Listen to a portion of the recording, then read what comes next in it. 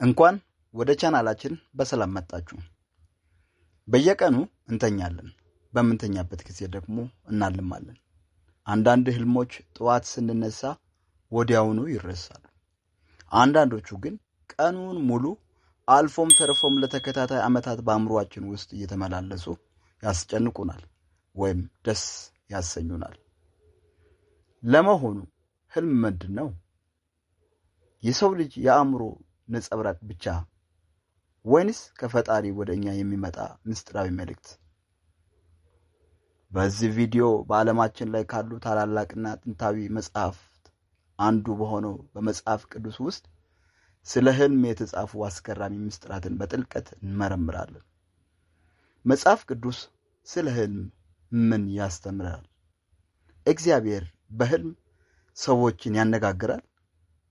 እውነተኛ ህልም እና ከክፉ መንፈስ ወይም ከጭንቀት የሚመጡ ህልሞችን እንዴት እንለያለን? እስከ ቪዲዮ መጨረሻ ድረስ አብራችሁን በመቆየት የነዚህን ጥያቄዎች መልስ አብረን እንፈልግ። ለቻናሉ አዲስ የሆናችሁ ሰብስክራይብ በማድረግ ቤተሰብ እንድትሆኑና ቪዲዮ ላይክ በማድረግ እንድትጀምሩ እጋብዛችኋለሁ።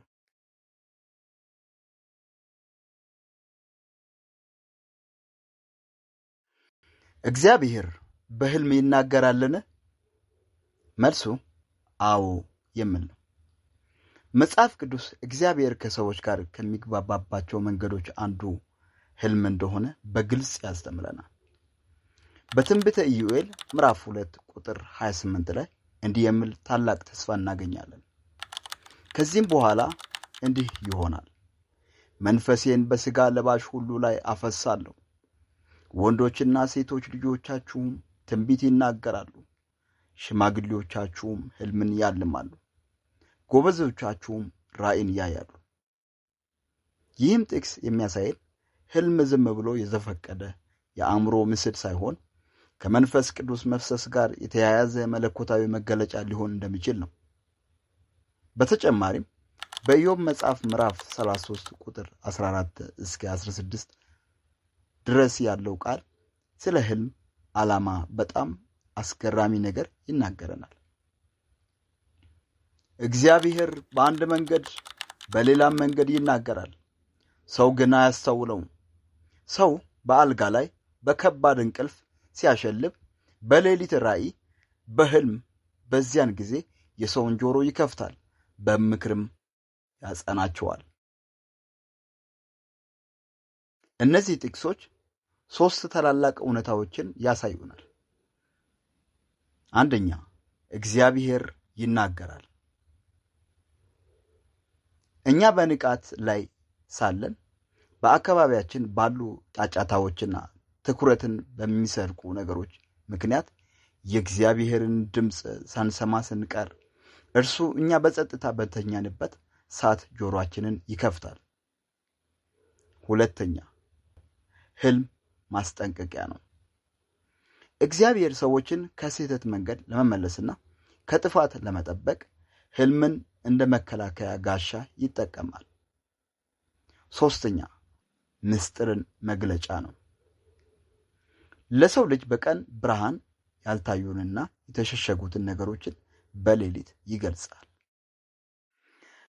የመጽሐፍ ቅዱስን ታሪክ ስንመለከት የብዙ ታላላቅ ሰዎች ህይወትና የሀገራት ዕጣ ፈንታ በህልም የተቀየረ መሆኑን እንረዳለን። አራት ዋና ዋና ምሳሌዎችን እንመልከት። አንደኛ፣ የያዕቆብ የሰማይ መሰላል ህልም ዘፍጥረት ምዕራፍ 28። ያዕቆብ ወንድሙን ኤሳውን ፈርቶ እየሸሸ በነበረበት ወቅት መንገድ ላይ ድንጋይ ተንተርሶ ተኛ። በህልምም ድንቅ ነገር አየ። የምድርንና የሰማይን መገናኛ የሆነውን መሰላል መላእክት ሲወጡና ሲወርዱበት አየ። እግዚአብሔርም ከመሰላሉ በላይ ቆሞ ከእርሱ ጋር እንደሚሆንና እንደሚባርከው ቃል ገባለት። ያዕቆብ ሲነቃ በእውነት እግዚአብሔር በዚህ ስፍራ ነው፣ እኔ ግን አላወቅኩም ነበር አለ። ይህም ህልም የፈጣሪን መገኘትና ጥበቃ ያሳየበት ነበር። ሁለተኛ፣ የዮሴፍና የፈርዖን ህልሞች ዘፍጥረት ምዕራፍ 37 ቁጥር 41። ስለ ህልም ሲነሳ የዮሴፍ ታሪክ ቀዳሚ ነው። ዮሴፍ ገና በወጣትነቱ ወንድሞቹና ወላጆቹ ለእርሱ እንደሚሰግዱለት በህልም አይቶ ነበር። ያ ህልም በወንድሞቹ ዘንድ ቢያስጠላውም ውሎ አድሮ ግን ወደ ግብፅ በባርነት እንዲሸጥና በኋላም የግብፅ ጠቅላይ ሚኒስትር እንዲሆን መንገድ ከፋች ነበር። የግብፅ ንጉሥ ፈርዖንም 7ቱ የሰቦ ላሞች በ7ቱ ከርካሳ ላሞች ሲበሉ ያየውን ህልም ዮሴፍ በመለኮታዊ ጥበብ በመተርጎሙ ዓለምን ታላቅ ረሃብ እንዳያጠፋ ለማዳን ችሏል። ሶስተኛ የንጉሥ የናቡከደነጾር ህልም ዳንኤል ምዕራፍ 2 የባቢሎን ንጉሥ ናቡከደነጾር የወደፊቱን የዓለም መንግስታት ዕጣ ፈንታ የሚያሳይ ትልቅ ምስል በህልሙ አየ። ህልሙ አስፈርቶት ስለነበረ ጠንቋዮችንና የአስማት አዋቂዎችን ጠርቶ ህልሙንም ንገሩኝ፣ ትርጉሙንም ጨምር አላቸው። ማንም ሊናገረው አልቻለም። ነገር ግን ነቢዩ ዳንኤል ወደ እግዚአብሔር ጸልዮ ምስጢሩ ተገለጠለት። ያ ህልም በሰው እጅ ያልተጠረበ ድንጋይ የዓለምን መንግስታት ሁሉ ሰባብሮ የእግዚአብሔር መንግስት ለዘላለም እንደምትቆም የሚያሳይ ትንቢታዊ ህልም ነበር።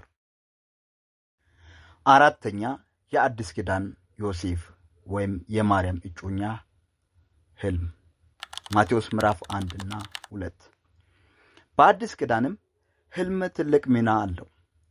የኢየሱስ ክርስቶስ አምላካዊ መጸነስ ለዮሴፍ በህልም ነገረው። በመልአክ አማካኝነት ነው የተገለጠለት። በኋላም ሄሮድስ ሕፃኑን ሊገለው በፈለገ ጊዜ መልአኩ ለዮሴፍ በህልም ታይቶ ሕፃኑንና እናቱን ይዘ ወደ ግብፅ ሽሽ በማለት ሕይወትን ታድጓል። አሁን ደግሞ ወደኛ ሕይወት እንምጣ። የምናልማቸው ህልሞች ሁሉ ከእግዚአብሔር ናቸው ማለት ነው? መጽሐፍ ቅዱስ በዚህ ላይ ጥንቃቄ እንድናደርግ ያሳስበናል። እንደ መጽሐፍ ቅዱስ አስተምህሮ ህልሞች ከ3 ዋና ዋና ምንጮች ሊመነጩ ይችላሉ። አንደኛ ከእግዚአብሔር የሚመጡ መለኮታዊ ህልሞች። እነዚህ ህልሞች ግልጽ ትርጉም ያላቸው፣ ሰላምን የሚሰጡ ወይም ማስጠንቀቂያ ወይም ወደ መልካም መንገድ የሚመሩ ናቸው። ከመጽሐፍ ቅዱስ ቃል ጋር በፍጹም አይጋጩም። ሁለተኛ ከሰው አእምሮና ከዕለት ተዕለት ጭንቀት የሚመጡ ህልሞች ናቹራል ድሪምስ ይባላሉ። መክብብ ምዕራፍ 5 ቁጥር 3 ላይ እንዲህ ይላል፣ ከሥራ ብዛት ህልም ይመጣልና ቀኑን ሙሉ በሐሳብ ስንጨነቅበት የዋልነው ነገር፣ ያየነው ፊልም ወይም የፈራነው ነገር በሌሊት በህልም ሊመጣ ይችላል። እነዚህ ህልሞች መንፈሳዊ መልእክት የላቸውም። የሰውነታችንና የአእምሮአችን የእረፍት ማጣት ነጸብራቅ ናቸው። ሶስተኛ ከክፉ መንፈስ የሚመጡ የውሸትና የማስፈራሪያ ህልሞች። ክፉ መንፈስ ሰዎችን በህልም ሲያስፈራራ ሊያሸብር ወይም በተሳሳተ መንገድ ሊመራ ይችላል። በትንቢተ ኤርምያስ ምዕራፍ 23 ቁጥር 32 ላይ እግዚአብሔር በሐሰት ህልም ሰዎችን ስለሚያስቱ ነቢያት ይናገራል።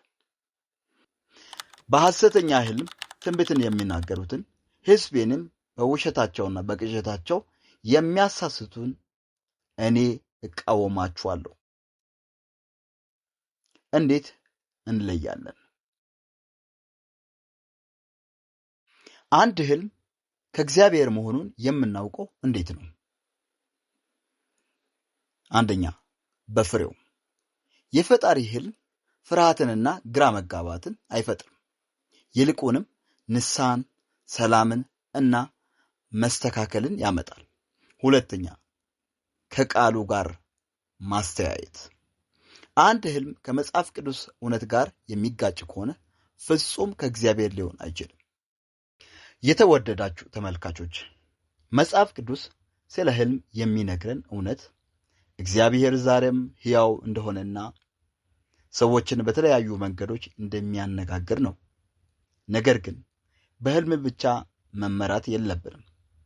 እግዚአብሔር የሰጠን ትልቅና ዋናው መመሪያ የተጻፈው ቃሉ መጽሐፍ ቅዱስ ነው። አንድ ህልም አልማችሁ ትርጉሙ ግር ካላችሁ መደናገጥና ወደ ተለያዩ አስማተኞች ወይም አስተርጓሚዎች መሄድ አያስፈልግም። ዳንኤል እንዳደረገው ህልም የሰጠውን አምላክ በጸሎት ምስጢሩን ግለጥልኝ ብሎ መጠየቅ ብልህነት ነው። እናንተስ በህይወታችሁ አይታችሁት የተፈጸመ ወይም ሁልጊዜ የሚመላለስባችሁ ድንቅ ህልም አለ? ካለ በኮመንት መስጫው ላይ አካፍሉን። የዛሬ ቪዲዮ ይህን ይመስል ነበር። ትምህርት እንዳገኛችሁበት ተስፋ አደርጋለሁ። ቪዲዮውን ለወዳጅ ዘመዶቻችሁ ሼር በማድረግ እንድታደርሱ፣ በሚቀጥለው ቪዲዮ በሌላ አሳታፊ ርዕስ እስክንገናኝ ድረስ ሰላምና ጤና፣ የእግዚአብሔር ጥበቃ ከሁላችሁ ጋር ይሁን። ቻው።